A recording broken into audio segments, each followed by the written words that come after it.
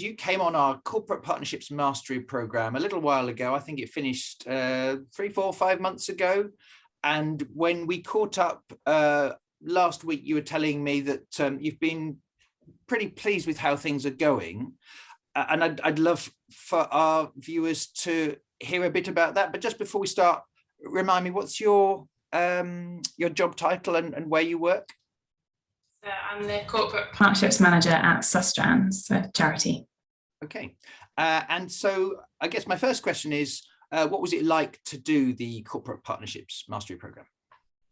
It was great. It taught me things that I hadn't been aware of really before. It taught me kind of ways of going about tricky problems in a different way that I hadn't explored or had experience of or worked with colleagues on.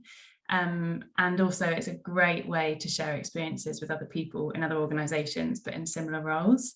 So I got some really fab techniques that I took away each time that we met, and then implemented into the teams and things like that at Sustrans.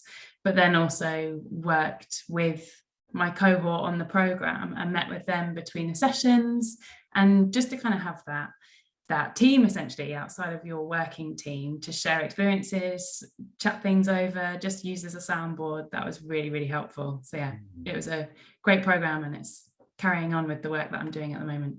Yeah, many people say they like the techniques and the strategies, but just as valuable is that being part of a cohort of other people who are trying them out at the same time.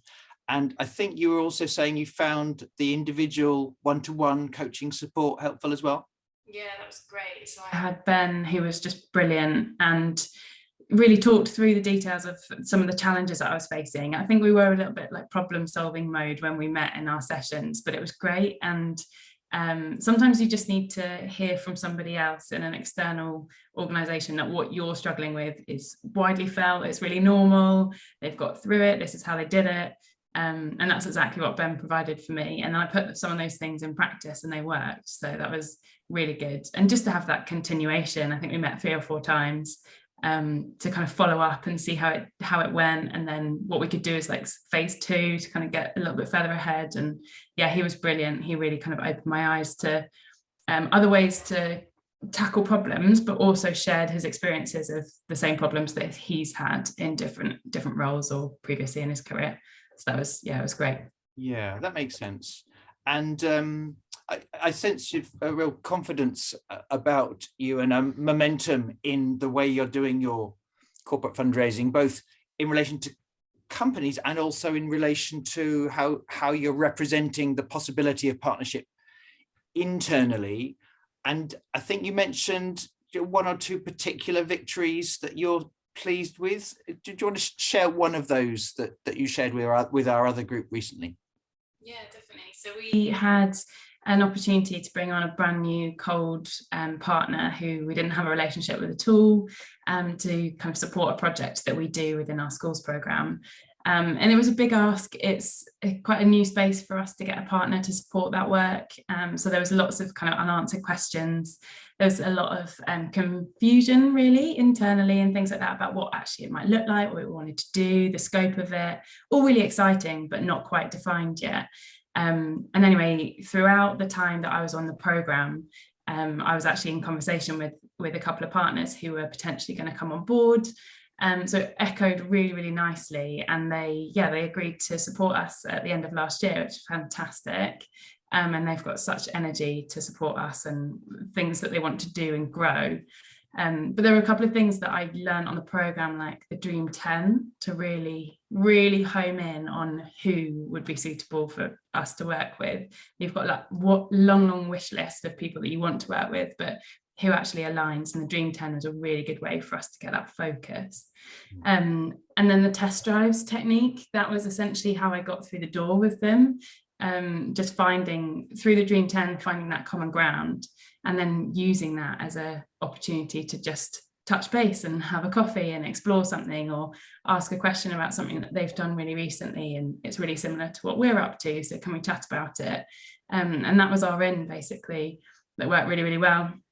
Long time of negotiation and just working out what it might look like, but it's really exciting that they've now come on board. And yeah, I definitely definitely wouldn't have done it in the same way if I wasn't on the program. And the fact that the conversation was echoing the time of the program was just, yeah, perfect timing for me. It's really good. Yeah.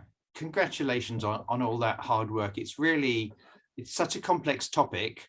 There's the challenges and differences of opinion internally and externally, and finding a way to keep being proactive and keep up that momentum and holding to that belief.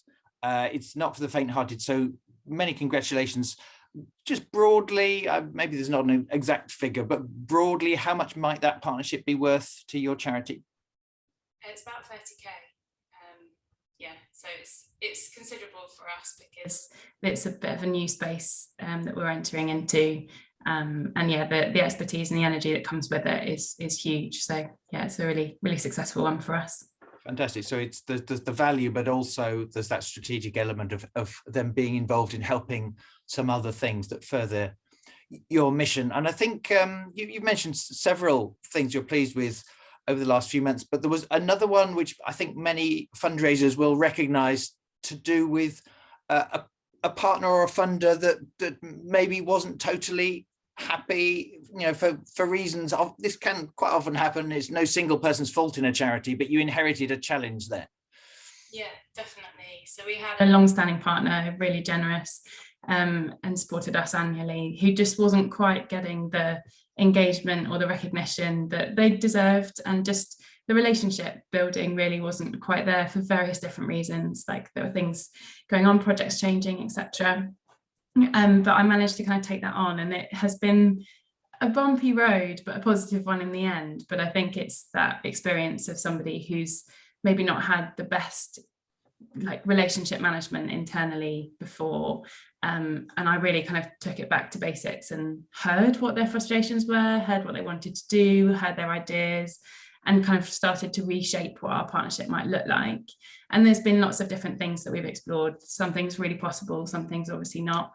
But they have recently kind of renewed the partnership with us, and we never kind of lost touch with them at all, but they've increased their donation to us and just recognized that now that we've got a better understanding of what both organizations are after, got a clearer vision of where we want to take it, and both very open to ideas from both sides, there's a bit of positivity and momentum building in that partnership now, and it's been reflected in really generous donation that's going to continue, and hopefully that will grow. But yeah, that was a really good experience to go through. And again, I shared that with Ben in my one-to-one sessions with him, and just kind of get some guidance on that, of how to manage it carefully without giving the world as well. I think when you've got a partner who really wants to support you and they've been really loyal, and you need to recognize that, it's really easy as a charity to almost overpromise, to keep that funding coming in and lose sight of what you actually wanted to do with that support and that relationship. So yeah, to kind of hold that boundary whilst also trying to bring them on board was a really good learning experience for me. Yeah, it's not easy getting that balance. So many congratulations on that victory as well.